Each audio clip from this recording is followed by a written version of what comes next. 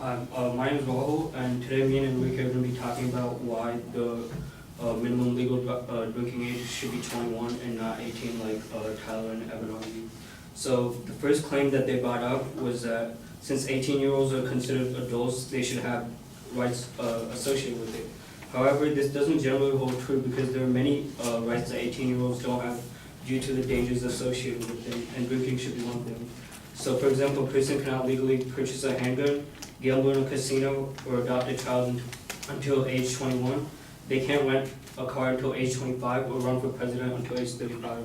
So all these rights have certain like restrictions on them because of the dangers associated with it, and drinking should be one of them. In a similar note, a district court ruled that the MLDA 18 or minimum legal driving age 18 is not a fundamental right, and they ruled that drinking alcohol is not a fundamental right guaranteed in the Constitution. Age is not inherently a suspect criteria for discrimination, and using the drinking age to prevent highway crashes has a rational basis in available scientific evidence. So basically what this is saying is that being able to drink is not a fundamental right, like voting or being able to get married. So since it's not a fundamental right, restrictions are allowed to be placed, and that's why it's not legal to drink alcohol as soon as you turn 18 just because you're an adult. So related to the drunk driving issues, there's actually statistical proof that higher drinking age results in lower motor vehicle incidents.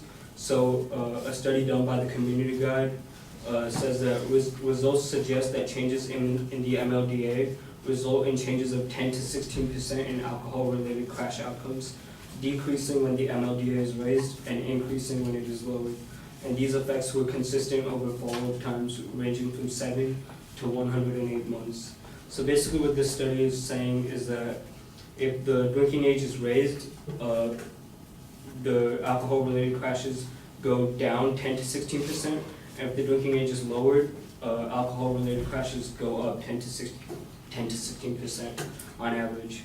So another study done by the National Highway Traffic Safety Administration reveals that the 21-year-old minimum drinking age laws have helped reduce alcohol traffic fatalities and have saved 31,417 lives since 1975, which comes out to about 800 lives a year.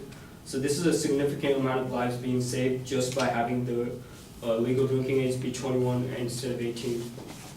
And then finally, related to the drunk driving issue, is the fact that 24% of young drivers 15 to 20 years old who were killed in crashes had blood alcohol contents of 0.01 or higher, which is basically equivalent to 1 drink, and 19% had blood alcohol content of 0.8 or higher. So what this proves is that drunk driving is the leading cause of fatal crashes for teenagers from the age range of 18 to 20. So just by having the alcohol, the legal age for drinking alcohol be 21, we're significantly lowering the amount of fatal crashes that teenagers are having. So another point that I want to bring up is that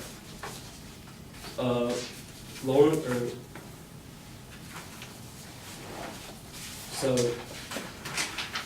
the fact that teenagers should be able to make their own choice of whether they want to be able to drink or not, this is not, it shouldn't be an argument because 18 to 20-year-olds have a higher rate of being susceptible to peer pressure, and one recent study found that exposure to peers during a risk-taking task increased the amount of risky behavior by 50% among college undergraduates and had no impact among adults. So just having the choice to be able to drink shouldn't be the reason why people should drink, because the high rate of peer pressure doesn't really allow people to have their own choices as much as they think that they do have their own choices.